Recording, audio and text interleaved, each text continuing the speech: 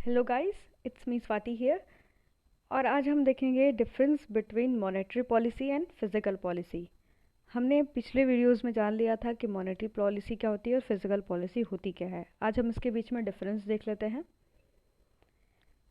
Basis for the comparison between physical policy and monetary policy. पहला हम meaning के basis पे देख लेते हैं कि क्या इनके बीच में डिफरेंस है।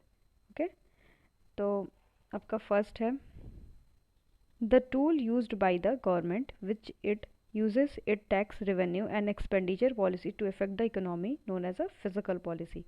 फिजिकल पॉलिसी वो पॉलिसी होती है जो कि गवर्नमेंट यूज़ करता है और अपना जो रिवेन्यू होता है यानी जो टैक्स उसने कलेक्ट किया है उसको एक्सपेंड करता है किस पे, पॉलिसीज़ पे, कि अपने इकोनॉमी को क्या बना सके, इफ़ेक्टिव इकोनॉमी, मतलब अच्छी इकोनॉमी बना सके, उसका ग्रोथ अच्छा हो सके।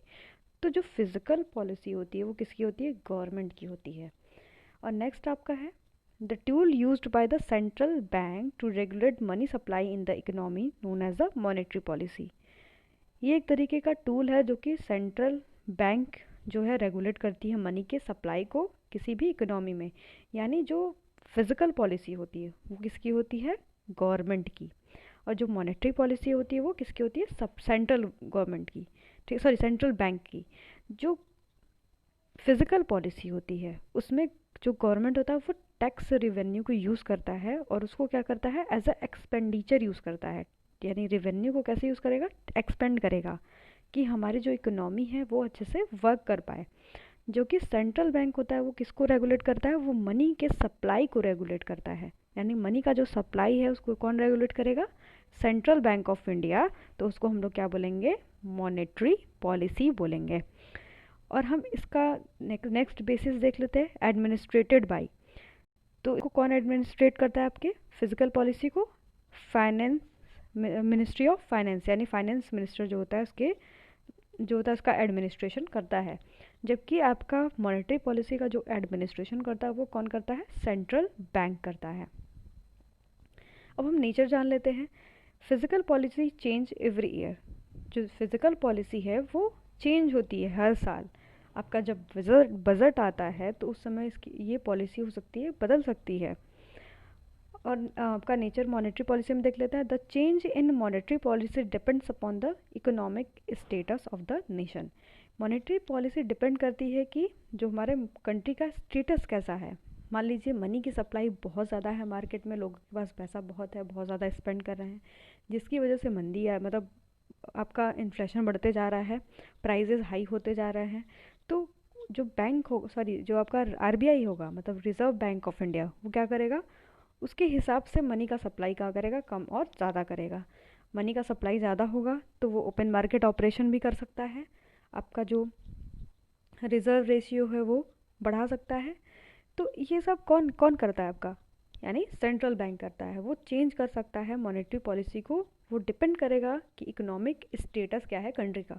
हो सकता है आज स्टेटस अच्छा नहीं है तो कल उसको चेंज कर सकता है, कल भी चेंज कर सकता है। तो जो आपकी फिजिकल पॉलिसी होती है वो हर साल बदलती है, और मॉनेटरी पॉलिसी होती है वो डिपेंड करती है कि इकोनॉमिक स्टेटस कैसा है नेशन का, किसी कंट्री का। और रिलेटेड टू देख लेते हैं। ये जो रिलेट करता है वो किससे करता है, जो आपका फिजिकल पॉलिसी है वो गवर्नमेंट के रिवेन्यू से रिलेट करेगा और एक्सपेंडिचर से रिलेट करेगा। जबकि आपका जो मॉनेटरी पॉलिसी है वो बैंक से और उसके क्रेडिट कंट्रोल से क्या करेगा, रिलेट करेगा। यानी गवर्नमेंट ने कितना रेवेन्यू कलेक्ट किया और उसको कैसे एक्सपेंड कर रहा है, इसको हम फिजिकल पॉलिसी में पढ़ते हैं। मॉनेटरी पॉलिसी में हम क्या पढ़ते हैं, बैंक्स को पढ़ते हैं, और उसको वो कैसे क्रेडिट दे रहा है, किसी को लोन्स कैसे दे रहा है, हम उसको देखेंगे थ्रू द मॉनेटरी पॉलिसी। उसका इंस्ट्रूमेंट क्या होता है, tax rate and government spending.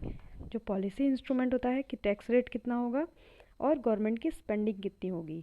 यानी गवर्नमेंट क्या होगा, डेफिसिट में होगा या फिर सरप्लस में होगा, और टैक्स रेट कैसा होगा। और जो आपका नेक्स्ट है, जो आपका मॉनेटरी पॉलिसी, वो इंटरेस्ट रेट और क्रेडिट रेशियो पे डिपेंड करेगी। ठीक है, और तो आप ये दोनों चीज़ याद कर लीजिएगा। पॉलिसी जो इंस्ट्रूमेंट इसमें होगा वो टैक्स रेट होगा और गवर्नमेंट स्पेंडिंग हो जाएगी, और नेक्स्ट में interest rate and credit ratio हो जाएगा। तो एक बार हम फिर से देख लेते हैं मीनिंग में। जो आपका टूल होता है ये फिजिकल पॉलिसी, फिजिकल पॉलिसी किसका टूल होता है? गवर्नमेंट का, जो कि अपने टैक्स रेवेन्यू को क्या करती है? एक्सपेंड करती है किसी भी पॉलिसी पे, तो उसको हम लोग क्या बोलते हैं? Physical policy. और मॉनेटरी पॉलिसी क्या होती है? जो कि सेंट्रल बैंक क्या करती है? रेगुलेट करती है मनी सप्लाई को किसी भी इकोनॉमी में, तो उसको हम लोग क्या बोलते हैं? Monetary policy. और जब आपका ये फिजिकल पॉलिसी होती है वो कौन कंट्रोल करता है? Ministry of finance. और जो आपका मॉनेटरी पॉलिसी होती है उसको कौन करता है? Central bank. और जो नेचर होता है फिजिकल पॉलिसी का वो क्या होता है? चेंज होता है हर साल। और जो आपका मॉनेटरी पॉलिसी है वो डिपेंड करता है कि इकोनॉमिक का स्टेटस कैसा है। स्टेटस अगर अच्छा नहीं है तो वो हो सकता है कल भी चेंज हो सकता है, एक महीने में भी चेंज हो सकता है, तो डिपेंड करता है ये। और आपका जो फिजिकल पॉलिसी वो किससे रिलेट करता है? गवर्नमेंट से, और गवर्नमेंट के रेवेन्यू और एक्सपेंडिचर से रिलेट करता है। जबकि आपका जो मॉनेटरी पॉलिसी वो बैंक और बैंक के क्रेडिट कंट्रोल से रिलेट करता है। और इसमें पॉलिसी इंस्ट्रूमेंट, ये बहुत इंपॉर्टेंट पॉइंट है, आप ध्यान से देख लीजिएगा। टैक्स रेट और गवर्नमेंट का स्पेंडिंग देखा जाता है, यानी गवर्नमेंट का एक्सपेंडिचर खर्च कितना है और टैक्स का रेट कितना है। और दूसरी चीज़ होगी आपकी मॉनेटरी पॉलिसी में तो आपका इंटरेस्ट रेट, यानी बैंक रेशियो और इंटरेस्ट रेट यानी क्रेडिट रेशियो से रिलेट करेगा। यानी पॉलिसी इंस्ट्रूमेंट आपका इंस्टेंट रेट और क्रेडिट रेशियो होता है। तो ये आपका हो गया difference between physical policy and monetary policy. अगर आपको ये वीडियो अच्छा लगा हो तो please do like share and subscribe to my channel. Thanks for watching.